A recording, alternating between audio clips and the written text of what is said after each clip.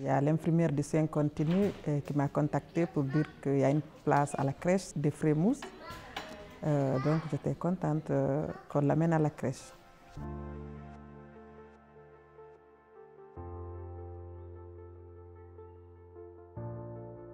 C'est le centre d'accueil spécialisé qui nous a téléphoné parce qu'il voyait vraiment un potentiel d'évolution chez l'enfant et qu'il souhaitait justement que l'enfant soit tiré vers le haut, qu'il puisse fréquenter en tout cas et être stimulé dans un milieu d'accueil traditionnel.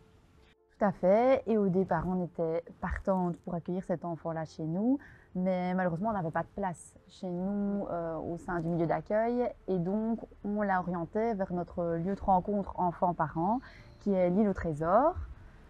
Comme ça, cela permettait au moins d'avoir un premier contact avec la famille et l'enfant et de pouvoir faire le lien entre l'institution qui accueillait déjà l'enfant et nos services. Et ce que j'ai observé aussi, c'est à quel point l'équipe avait déjà de certains automatismes, on va dire, de faire appel au réseau extérieur, notamment à Pixap. La demande première du milieu d'accueil était vraiment de pouvoir être soutenue par rapport au questionnement qu'elles avaient face à cet accueil, d'avoir un regard extérieur, ce qu'offre notre service de seconde ligne, de pouvoir bénéficier d'une puéricultrice supplémentaire, d'être renforcée, de renforcer l'équipe, de pouvoir être rassuré, de pouvoir être disponible, de pouvoir vivre sereinement cet accueil. Je m'appelle Sou Kadiatou, je suis la maman de Ba Abdoulaye, qui a été accueillie aux crèches de Frémousse, aux crèches d'ici. Je ne voulais pas l'amener dans les écoles spécialisées. Il y a l'infirmière du soin continu qui m'a contactée pour dire qu'il y a une place à la crèche de Frémousse. Donc j'étais contente qu'on l'amène à la crèche. Et voilà, ça s'est bien passé. Durant tout le temps qu'il a passé ici, et tout le monde était gentil et puis il s'est intégré. Avant son arrivée ici, il ne mangeait pas du tout. Et là, il mangeait tout. C'est ici qu'il a commencé à manger les tartines. Sinon, avant, c'était tout passé par la sonde. L'équipe, elle était preneuse du projet dès le départ parce qu'en plus, on avait accueilli déjà auparavant un enfant qui avait une gastrostomie.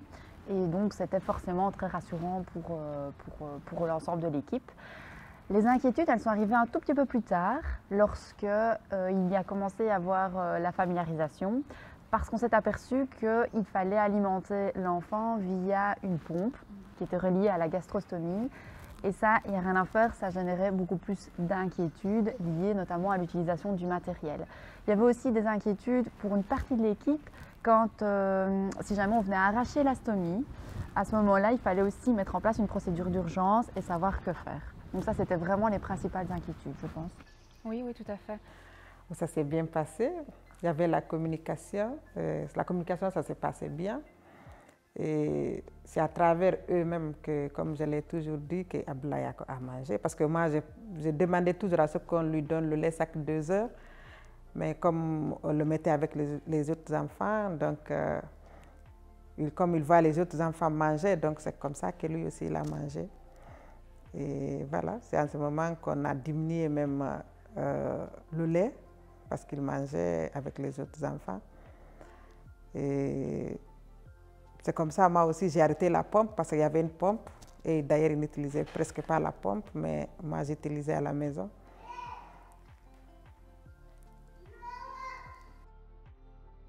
Pour la communication au début, quand vous avez appris que Abdoulaye allait venir en crèche, au début c'était pas évident parce que vous aviez confiance au centre qui s'occupait avant d'Abdoulaye, c'est vrai. Et après, Abdoulaye est venu ici et alors au début c'était un peu compliqué ça, cette transition, parce qu'il fallait que vous nous fassiez confiance. Oui, évidemment. Et vous aussi, vous aviez peur de la sonde, tout ça? Oui. Je me rappelle. Mais quand même, ça s'est bien passé. Ça s'est bien passé, hein. Oui. Moi, je me dis, même c'est à travers ça, peut-être que vous proposez les petits morceaux et autres, les ablas, et qu'il a commencé à manger et vous êtes passé de la sonde. Oui, c'est vrai. Et moi, ça m'a beaucoup aidé. Ah, oui. Notre accompagnement a pu vraiment être aidant au départ parce qu'il y avait beaucoup d'inquiétudes qui étaient vécues par les puéricultrices, par l'équipe. Au-delà de ça, on a pu vraiment ramener leur observation fine. Le fait qu'elles ont vu ce petit garçon comme un petit garçon attachant, avec plein de ressources, qui comprenait plein de choses, qui a vite trouvé ses repères dans le milieu d'accueil. Ses besoins ont été vite perçus par les puéricultrices aussi. Il y a vraiment eu ce lien qui s'est tissé assez naturellement entre lui, les puéricultrices, cette maman. Les autres enfants ont aussi profité du fait qu'Abdoulaye ait besoin peut-être de soins un peu plus spécifiques, parce qu'il n'y a rien à faire quand Abdoulaye prenait un peu plus de temps à table, les autres parfois ils profitaient aussi de ces moments-là. Quand on mettait en place des activités ou des animations pour Abdoulaye un peu plus spécifiques, les autres profitaient aussi de ce moment-là. Et les enfants s'ajustent, il n'y a rien à faire, peu importe. C'est vrai madame, je pense que les enfants ils s'ajustent par rapport à Abdoulaye et Abdoulaye il s'ajuste par rapport aux autres enfants. Ça ne posait pas de problème. Alors on a accompagné l'enfant et sa maman dans cette transition en permettant à une puéricultrice de chez nous de pouvoir accompagner l'enfant à son premier jour d'école. Et en fait, on a pu dégager cette puéricultrice du service parce que Pixap nous a proposé en fait de nous mettre à disposition une puéricultrice de chez eux.